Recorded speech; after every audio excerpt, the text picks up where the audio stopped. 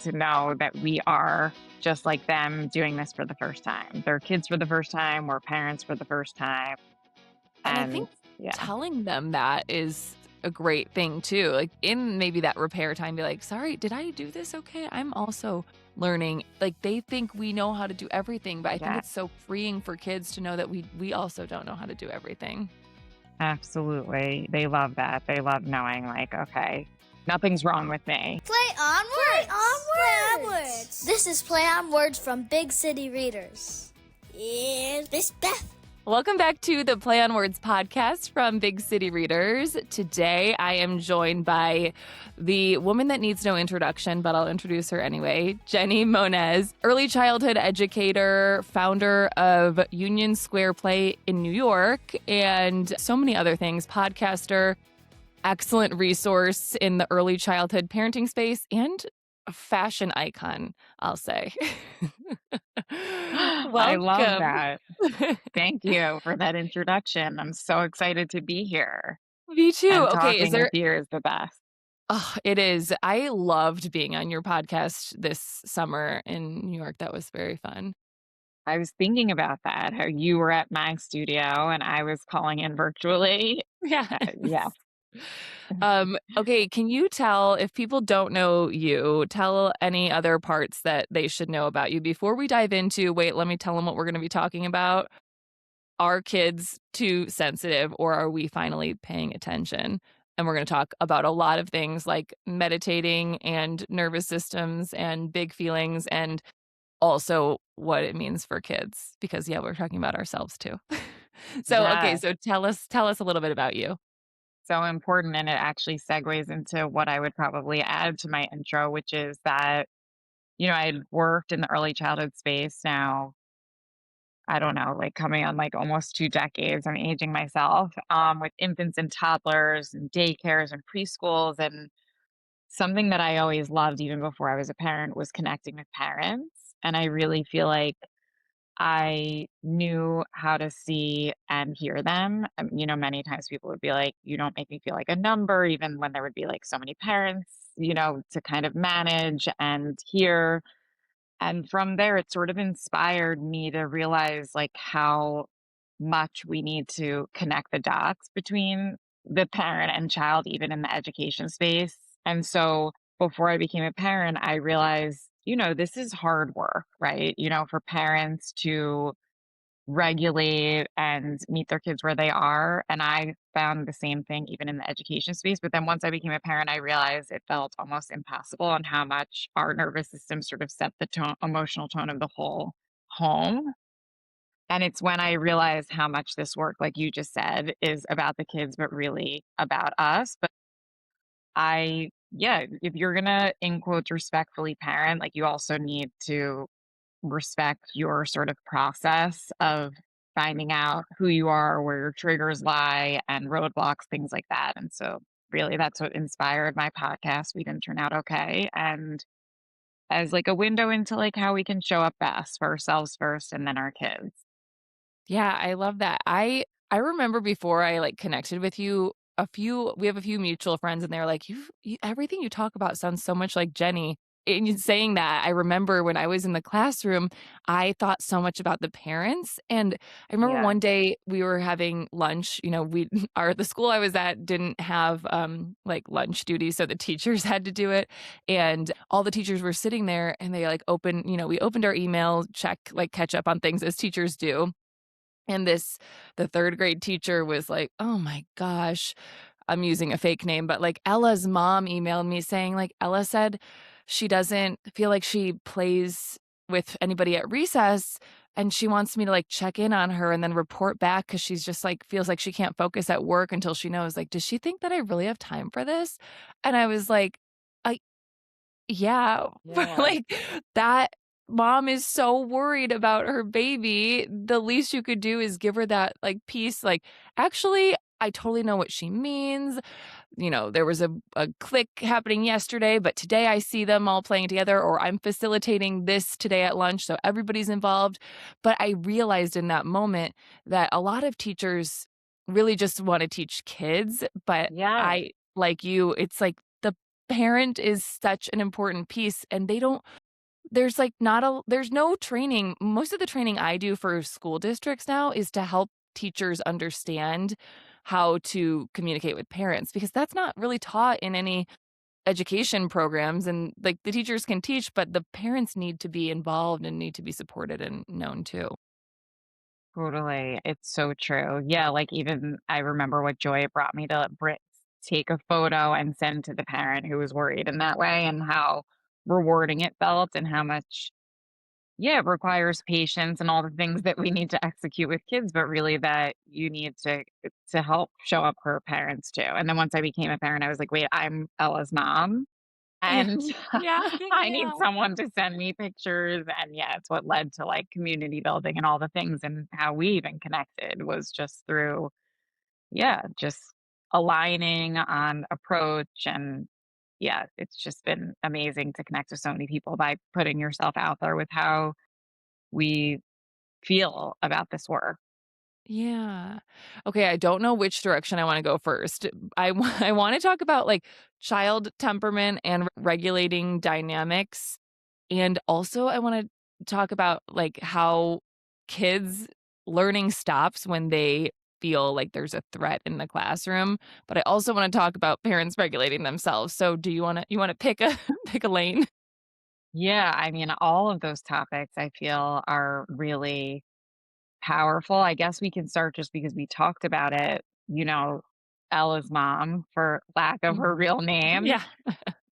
Just what spoke to me when you gave that example was that, she wasn't regulated in that moment of emailing. The fact that, I mean, talk about no learning can happen, even for all humans, right? She's like, I can't get a stitch of work done until I know this. And it reminds me of a situation this morning with my daughter who's 6, and she sets up these little adorable, like, house setups for her dolls. Both my girls do. They're 6 and 8, and she couldn't find the toothbrush for the doll. And when I talk about, like, dysregulation, this was, like, where if someone outside heard, it was like what that when you hear that, like, screaming, like, "Oh, they are really in it." Mhm. And, of course, every fiber of me wanted to be like, "It's a doll's toothbrush. I'm gonna throw away all your toys if this is what it causes." And we were late. But picture I said in that moment, because my 8-year-old was also like, "Mommy, it's just a toothbrush." I was like, "What if mommy couldn't find her phone?" Which I'm, like, mortified that that's the example that hit home for my kids. We would all, be looking for it, which has happened before, and that's really what it feels like for kids. And so you could imagine if you couldn't find your phone and your spouse or someone was dysregulated in response to that, how much worse it would be. So anyway, for Ella's mom, if someone were to respond, not that they would, just being like, I'm doing my job, like, I'm with the kids, I don't have time for this type of thing, it wouldn't help. But also, Ella's mom needs to know, and all of our kids need to know that you can get through every dysregulated moment, which is what we really did with Mel this morning. Like, you know, it's a tunnel to get through. How did you do it? You made the analogy, you all looked for it, you didn't lose your mind? I did all of the above. At first, I started looking, and while I'm looking, I was like, this is not it. Like, I want to teach her that this isn't the only solution, right? Like, finding it isn't the only way out of this tunnel. But, you look for a little bit, of course, but then there's things we need to do, places we need to go. And so at that point, I was like, you're really upset. I get it, but we still need to get out the door. So I was trying to get her ready. She was becoming more dysregulated, just really screaming, like, I want it now. You know that feeling? And then I was like, no more playing in the morning. Then I was throwing myself around, is what my mom says, having my own tantrum. Like, and I realized, like, I'm blaming. So anyway, all the things. But by the end of, like, then now it's like kind of run its course. It's been like 5 minutes of us just, I gave a hug. I was like, what we need to remember, even mommy, is that all of these feelings are tunnels. Some of them are longer tunnels, but there's always another side. It's really helped me so much with that analogy, even when I'm in it. And, Tess was like, I wanted to tell her it wasn't a big deal. I was like, there's no way around the tunnel. And so we just have to help her get through it. And so it's more about a reflecting moment after that I hope stays with them at some point down the line during it. It's Yeah. hard now though, but consistently, I feel like it could help. That's such a good analogy. I was talking to a parent just yesterday about, different kids and different temperament and dynamics, and she was asking about one of her kids who is ADHD and highly sensitive and has a perfect curation of needs, really patient and a lot of praise. And she's like, "Well, what do I do with my other two kids on either side of this child? Because they don't require that." And then it kind of looks like he gets away with whatever he wants because, like, he's having the meltdown. But I think the tunnel thing is probably helpful because it's like, well, we all go through tunnels. Like, sometimes his tunnels are longer, sometimes he needs us to push him through the tunnel a little bit further, and that might look like, us saying, "Okay, we'll take a breath before we get in the car," or, "You're right, you can have the blue cup because." But it's so hard because then It's so your hard. brain is like, "Well, then I'm, like, making the other kids who, like, don't need as much support have to, like, bend over backwards." Do you have any thoughts on that? My no, there's so much of that, and it's literally probably the most prominent thing that I have the hardest time with in moments like this is my other child. Like, I truly, maybe because of all the times that I've worked with infants and toddlers, have a really long bandwidth. If we didn't have time schedules and didn't have other children, if it wasn't real life, like, I could really be in it with kids for a long time. Yeah. Um, but it's me thinking about for my 8-year-olds, like, also, like, it gives I feel it's, like, less space for them, right? When they're older and can see it, and they're like, "I see how this impacts everybody and myself, so I'm gonna sort of shrink myself and my feelings to." I have, like, a sort of an empath daughter that I, like, worry so much will believe that.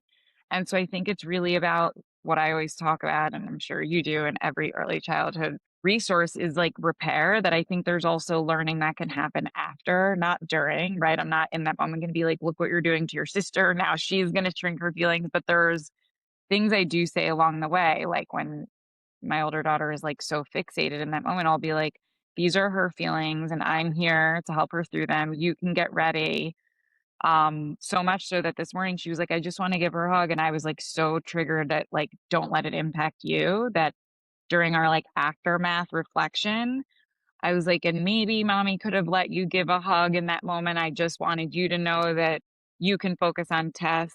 And Nellie, my younger, is like, "I wanted that hug."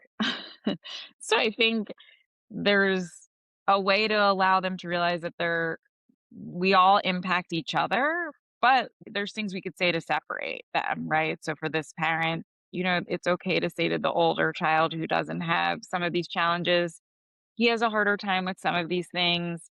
I have a harder time with my things. Kind of like this is just a challenge he has that you might not have, Mhm. as opposed to like he has special Yeah. treatment.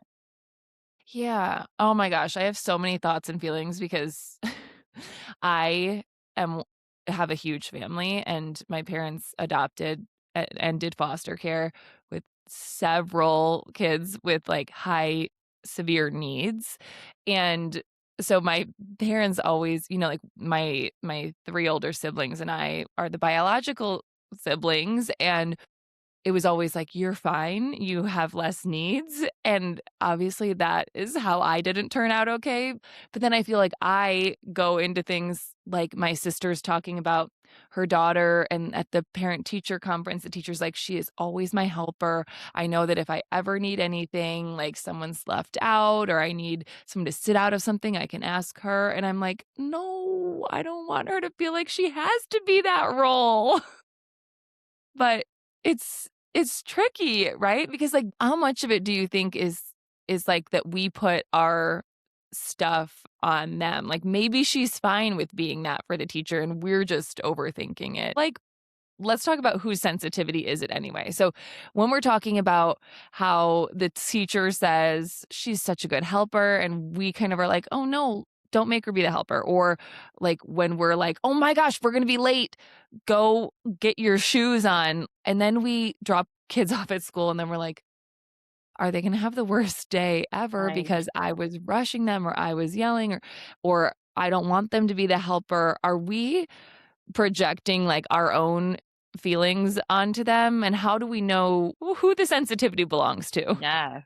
Oh my God, I love that question so much. And I always, of course, think of my own journey. I mean, this is how I connect with people is I'm just such an open book. But this morning after this whole fiasco, just as an example, I'm trying to be like, we're all like at peace now. Like, we're all one big happy family, like so badly in my head. And my older daughter, who I'm feeling the most empathetic towards, like takes out her water bottle. She's still just like this amazing presence of calm in all of the storm. And it's a Mario Brothers water bottle that says Nell's name on it. That both my girls are like, we hate that water bottle. Like, it's not princessy enough for us. It says Nell's name. It's, like, old. It was given at a whatever, like, all the superficial reasons why, but it's, like, they don't like it. And Matt, my husband, had given it, and so I was like, "Oh, do you don't like that water bottle, do you want me to get another?" And she's like, drinks it. She's like, "No." I'm like, "Are you sure? I'll run up and get the other water bottle." And she's like, "No."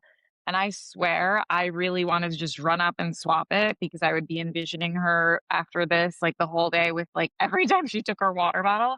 But I was like, "No, this is your thing. You're projecting, Jenny, that just because in the past when they've probably just mostly been upset because they've had nerves about, like, going to school and they're taking it out in the form of the water bottle, your daughter's telling you she's fine, and you have to trust that. Even if later she takes it and is like, "Oh, I have this water bottle," it's not something I need to divert because I asked once. So I think we really have to do a good job of knowing where our sensitivities lie and theirs, even in that case where it has at one point been a sensitivity of theirs. And I don't know how old your niece is, but how old is she? She's 10. As long as there's windows for her to express or communicate, if that's not the role she wants to play, whether it be like before bed, saying, "How was your day?" And if she brings up that she was a helper at some point, if there is a concern or a sensitivity of ours, I think you can use it to help you connect with your kid, but not like beat a dead horse and really to trust your child, even if you still have it in your nervous system as like a potential thing. We Mm. really have to trust them. I saw something once on Instagram. This mom was like, I trust my daughter when I ask her something she says and she says, never mind. I used to be like, I need to know what she was going to say. And I stopped doing that. And I've kept that with me because how hard is that to do? To not, like, make someone tell you something when they say never mind. So, yeah, there's these little, I think, reminders of that sensitivity being ours and theirs and not the same. Yeah. I think I love the title of your podcast, "We Didn't Turn Out Okay," but, like, I love that you're like, "Well, and also here's how we did," because we have so much information, and I always feel like I need to be like, our parents, I know it sounds so patronizing to be like, "They did their best," and but because, my mom they did, and my mom and They dad are did. amazing, but still, like, there are things that I can look back on, and I feel so bad. We were having a family party this weekend, and I said something.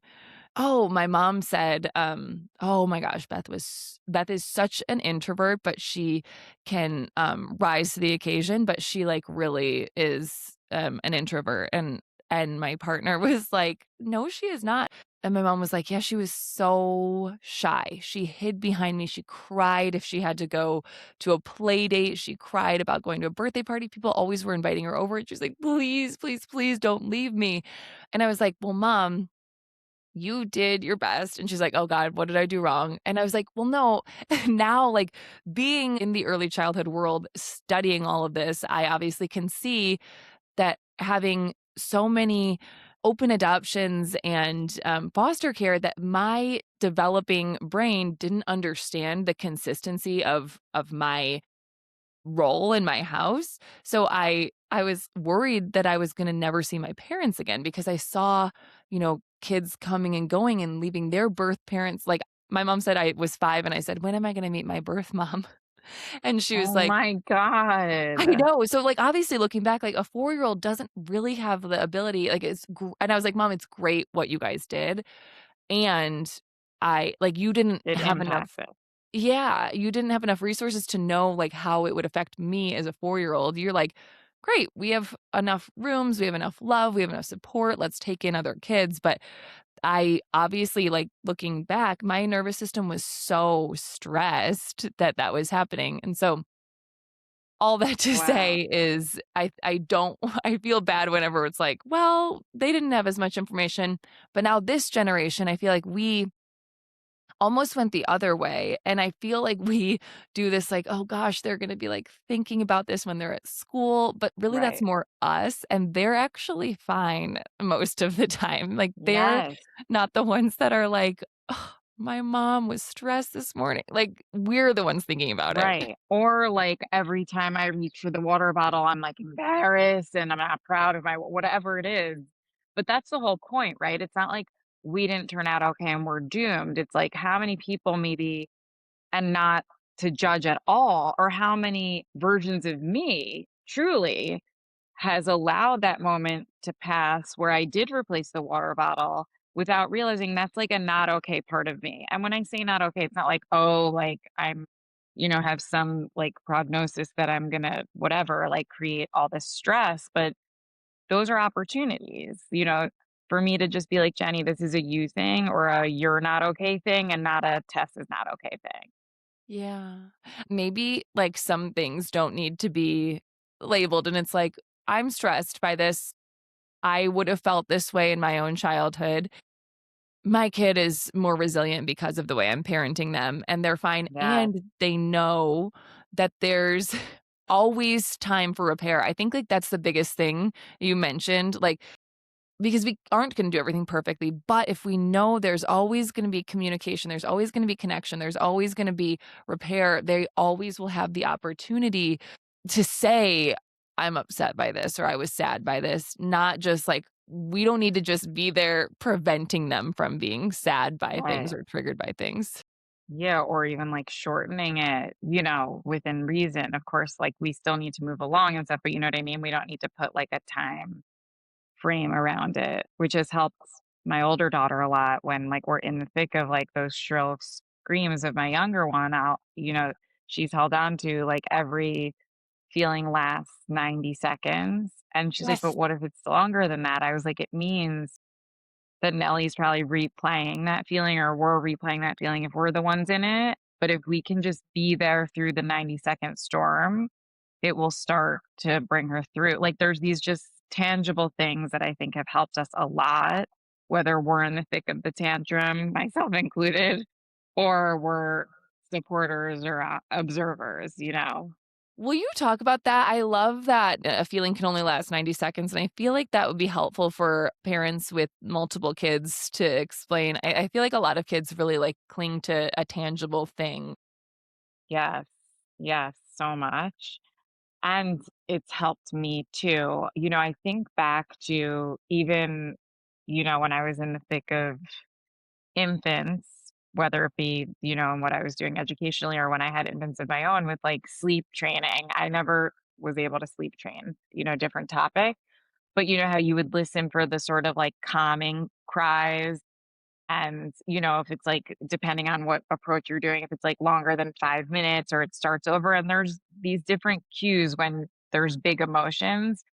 But if you look at like nervous system research and the science behind it, it's really like a loop, that they say it's 90 seconds of a feeling. You can still continue that feeling. But what we usually do is we layer on to the feeling, which is why it continues in a loop. But similar to like listening for the in between like dies of crying, after 90 seconds, it's really our nervous system reacting to that initial feeling scientifically. And so I feel like it doesn't mean that everything's going to end after 90 seconds, but usually it's also that if we can stand the 90 seconds, we've given ourselves the opportunity to like take those micro pauses, which is related to the whole meditation topic, instead of reacting.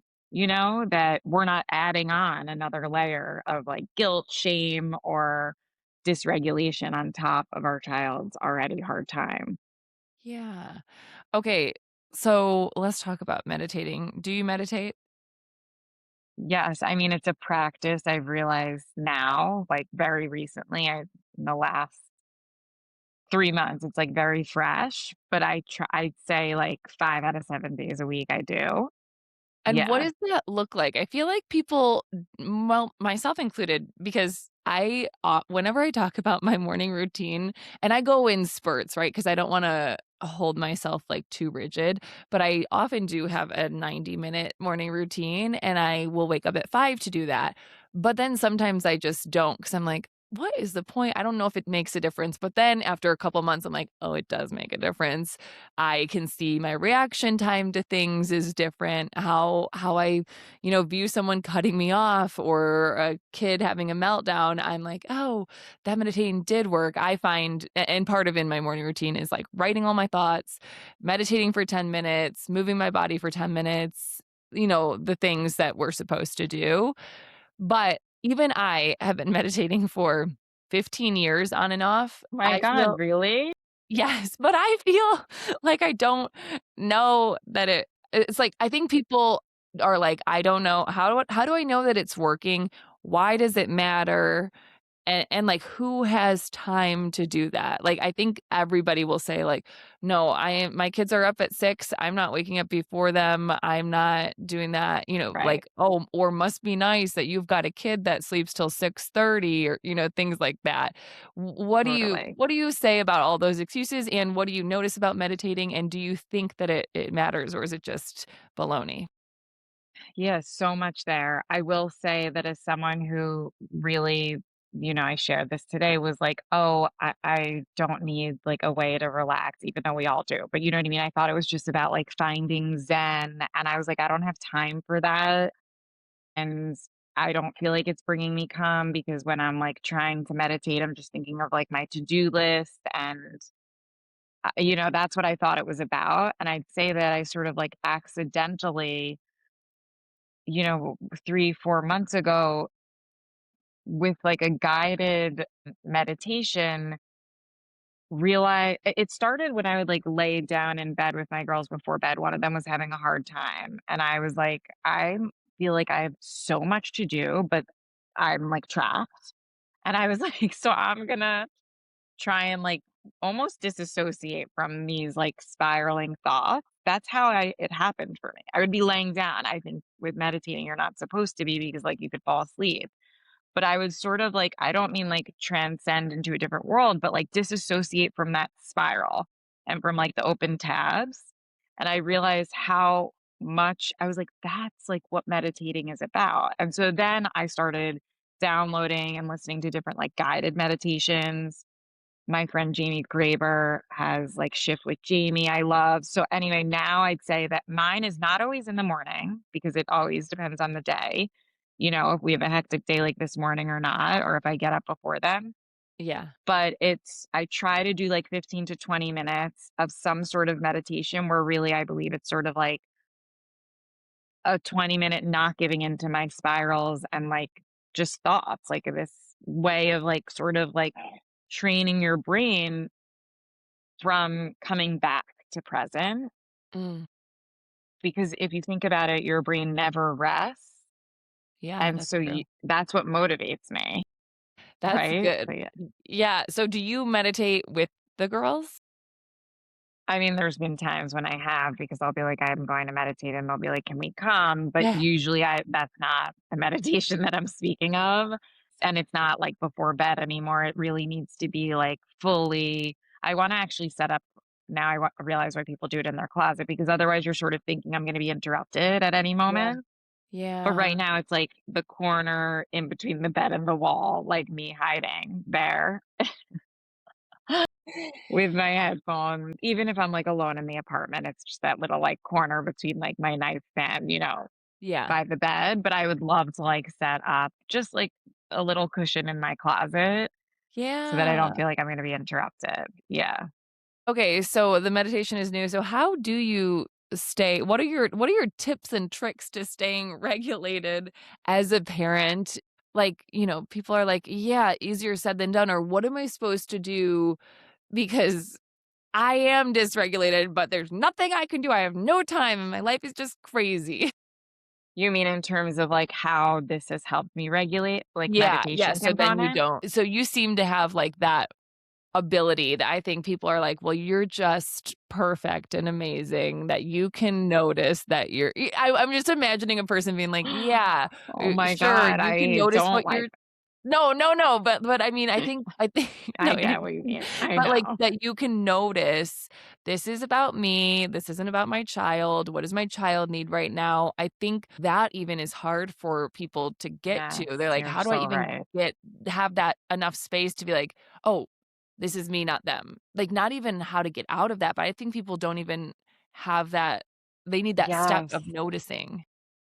Yeah, you're so right. That's, like, actually so kind of mind-blowing to know that these moments can just pass, and I know that. That's why I do what I do and share all the things that I share.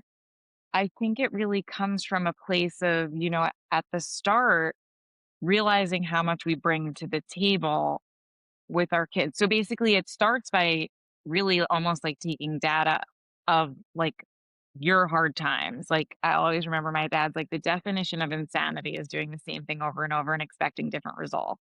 I use that for so many different things, but he really meant because I kept bruising like my hip on like the doorknob. But anyway, if you realize that you always lose it right before bed and you just continue to do that, what, like, you're missing out.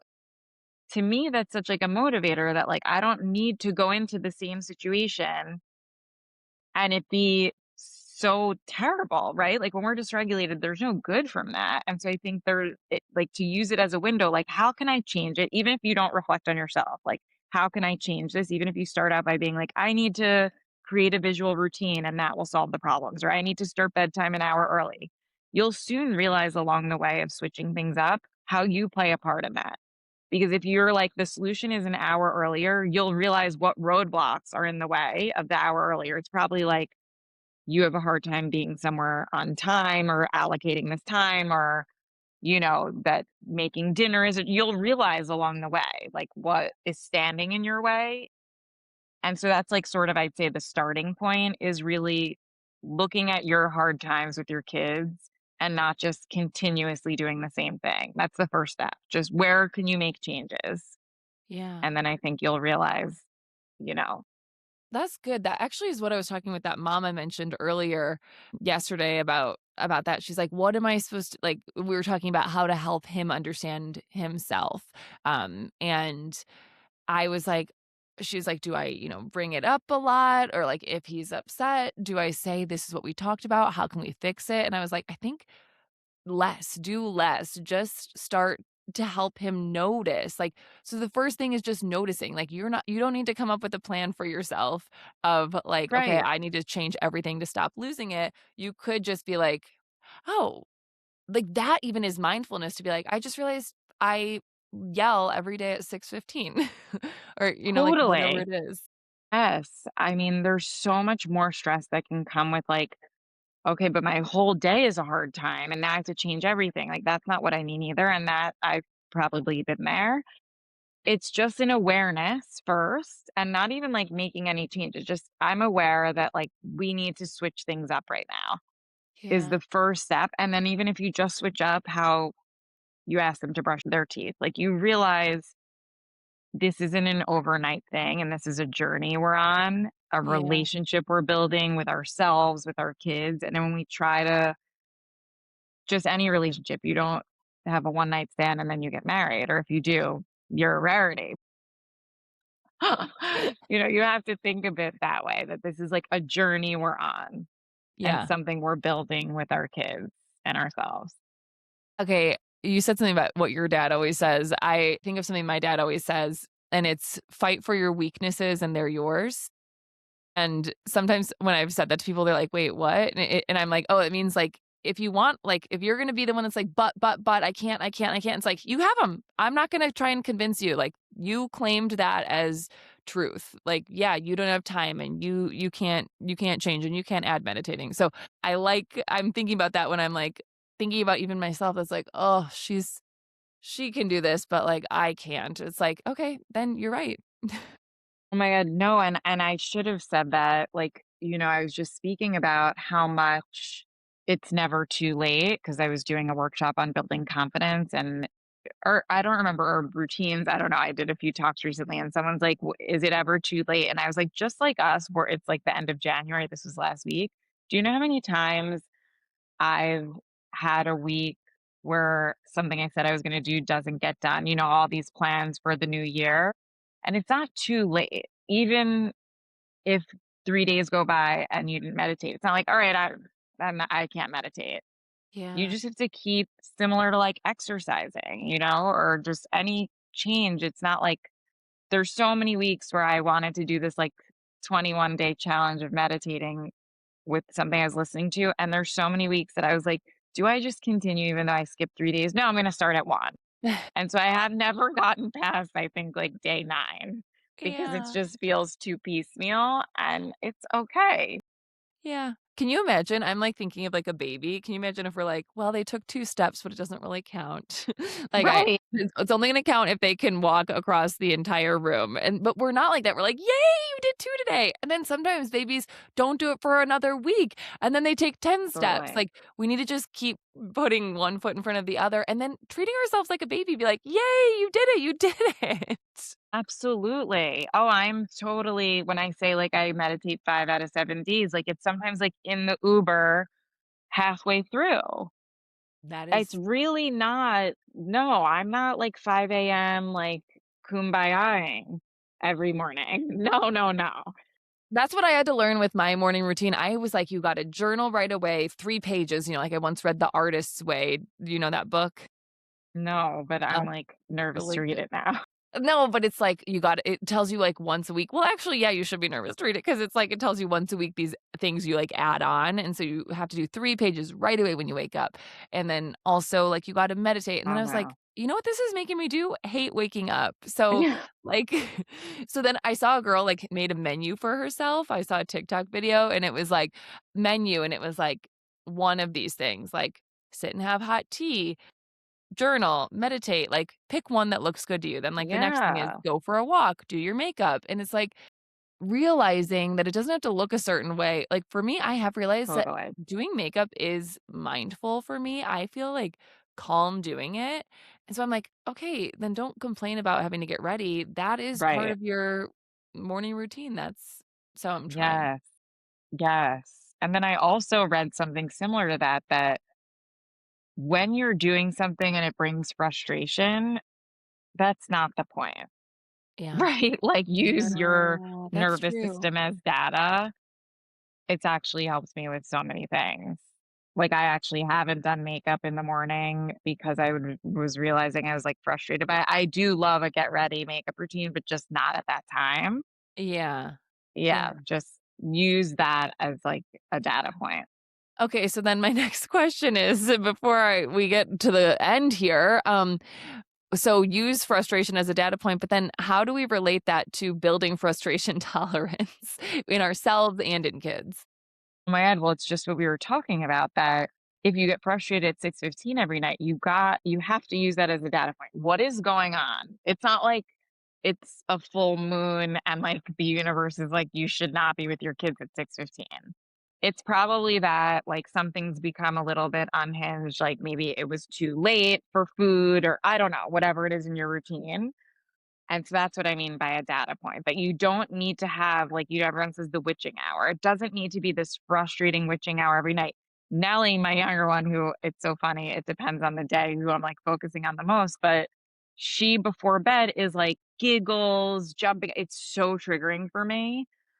And so now before we get into her room, I'm like, if you have some sillies, you know that daddy loves doing the sillies with you. And, like, he'll throw her around and they, like, have a pillow fight, things like that. Instead of we go into her room and I'm like, Nellie, I don't know what I would say, but I would get frustrated. And so I think it's helped me plan. It's not like, oh, since I get frustrated, like she's now evicted into daddy's space, but it's helped us like create a plan or Yeah. me. And then I think in terms of like our kids' tolerance, same thing. I mean, it really has helped me with executive functioning. Like I'll never forget, and I'll ramble for a second. Like my teachers over the summer, like whenever we would be done teaching an outdoor class, which is super grueling, yes, the first thing we want to do is just like throw everything into the bins. But I was like, think of our future selves, how frustrated we're going to be tomorrow morning.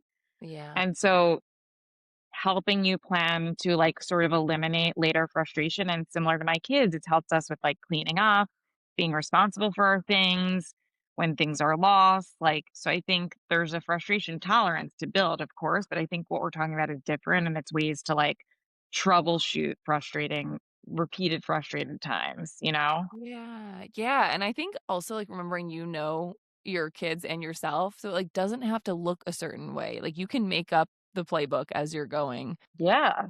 Like, we have a 7th grader and, we had to do a family event that she did not wanna do, and I also didn't wanna do it, and actually none of us wanted to do it, and we did it anyway, and then we, like, walked out, we were walking to the car, and I was just, like, doing this, like, thing where I was just, like, just smiling, just being like, "We just did it," and it was like, "What are you thinking right now?" And I was like, "That I wanna scream," and so then, like, we got in the car, and then we all screamed when we got Oh in the my car. God. I love that. I know, and we, like, laughed, and, like, that's, like, I was like, "Oh my gosh," I feel like that was such, like, a core memory for all of us then that was like, "Oh, it's like, we don't have to be mad at each other. None of us wanted to be there." I love what you just said. Ugh, okay, so let's recall everything we've talked about, right? There's no perfect way to do anything. Kids don't need it to be perfectly done, they just need opportunities for communication and repair. We can't help kids regulate if we are dysregulated, and our nervous system affects the entire family dynamic. So so you better be meditating. No, what Right. Oh my god, I'm dying that like that all kind of sounds really like heavy and daunting, but what I really think it should sound like is that nothing needs to be figured out and tied in a bow, I say, and that really we should kind of zoom out and think we're doing this for the first time too, right? I Yeah, love that so much. And that's really what it means is like if we're doing this for the first time and we don't take the opportunity to like reflect on that or be like, where can I learn because this is my first time? We miss yeah, out. And I yeah. think it's such a great thing for our kids to see too, like to know that we are just like them doing this for the first time. They're kids for the first time, we're parents for the first time. And I think And yeah, telling them that is a great thing too. Like in maybe that repair time, be like, "Sorry, did I do this okay? I'm also learning." I say that with reading too, when parents are like, they are shutting down and reading, and I'm like, "You need to tell them, like, you're learning the spelling rule at the same time as them." Say like, they think we know how to do everything, but I think it's yes, so freeing for kids to know that we also don't know how to do everything. absolutely. It really is. Yeah. They love that. They love knowing like, okay, Yeah, I and nothing's wrong with me. right. I said the other day to said teenager now, I was like, "Oh, cool. Can I do that Lego set with you?" And she was like, "Yeah, I guess." And I was like, "I've never done a Lego set before." And she's like, "Oh, yeah, definitely." And it was that shift of like, are you being annoying and trying to like be like a cool like parent Right. and like whatever you're to being like, I want to learn something and you can help me through that. It's like, "Oh, I would love to do that." Yes. You're reminding me of how amazing that is when kids can feel like they're giving us a teaching moment. Yeah. Yeah. Okay, I heard you on your podcast recently talk about this, so I think it'd be fun to end with this. You were talking about how much of a hot mess week you were having a couple weeks ago. So, do you have a moment that you have been a hot mess this week? Oh my god. I think honestly, like it should be a regularly scheduled programming like hot mess recap because it's every week. I mean, I know this isn't like me necessarily, but we had this leak and I made the mistake of so the leak happened in our kitchen And then in the bath the other day, the girls, I was like, open the drain, like, in the middle because it was starting to fill up. I was on the other side and they were like, oh my God, if we don't, it's going to flood. Or I made the mistake of being like, because it will overflow. And then anyway, I was on the phone with the super being like, if someone doesn't clean this, like our kitchen's going to be flooded. Anyway, now I've created a fear of flooding. And so the girls are, like, so crazy about the bath and pulling up the drain, and it was, like, a fear I created because they overheard a conversation. I feel like it's, like, a hot mess thing because now I have to, like, walk through every night how, like, our bathroom's not gonna flood, but Gonna have a flood in the house.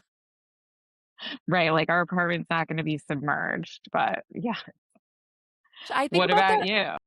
Well, I was gonna say, I think about that all the time that when I have 2 little sisters that are 20 and 19, and now they are, and when they were babies, like 2 and 3, I was watching them and I wasn't like, I was, doing my homework or something. I was in high school and, they flooded the sink and I reacted. I was like, "You're gonna break the house."